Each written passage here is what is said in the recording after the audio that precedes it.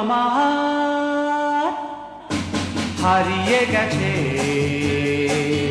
তারই স্মৃতিটুকু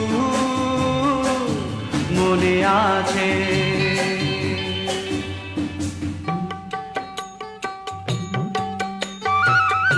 জানেন, আমি বাঁশি বাজাতাম, ওই যে বাঁশের বাঁশি। তাই শুনে আমার ছেলের কি হাসি।